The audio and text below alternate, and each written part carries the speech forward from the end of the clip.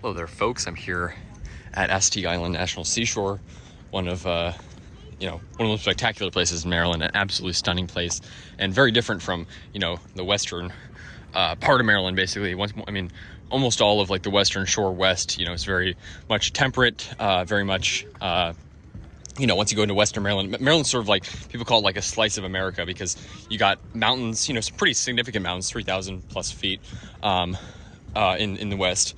And then, you got like the Piedmont for a lot of it. DC is sort of like Piedmont coastal plain.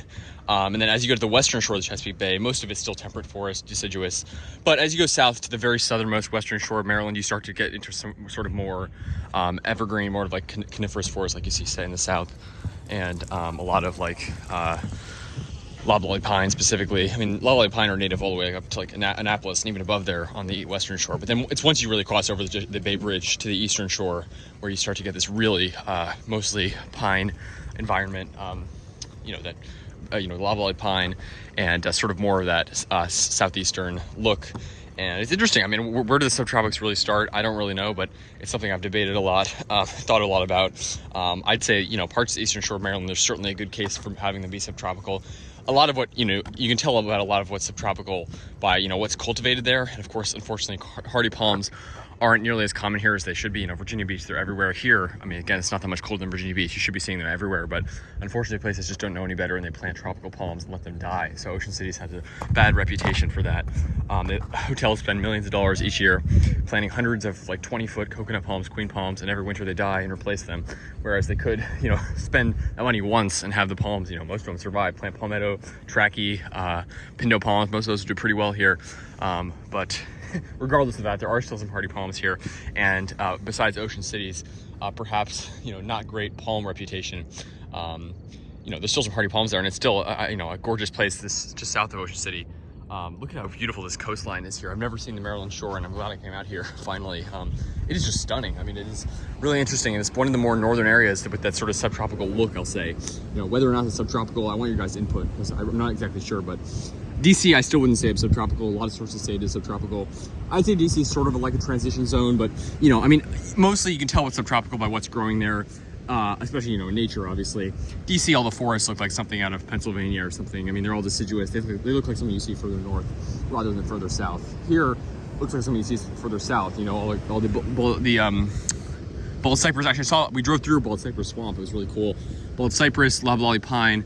Lots of other southeastern species. So at least plant-wise, it really does look subtropical. No Spanish moss or there are bald cypress, no Spanish moss or live oaks, but again, not that far down the coast. Really close is there are Spanish moss and live oaks, and that's, by the way, so it was really foggy driving here. That is Ocean City, Maryland, right there.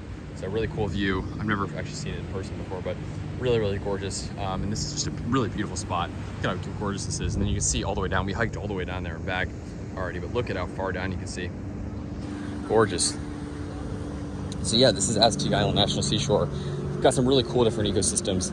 If you ever visit DC, I'd highly recommend it. It's pretty much the closest place you can get out to the Atlantic, just basically straight across from DC.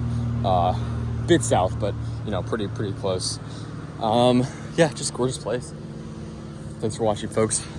So there's a little, it is a barrier island, and then there's a little, I don't know if it's an estuary or a little body of water there, an inlet, and then behind that is the, I guess the mainland, you could say, the main part of the eastern shore.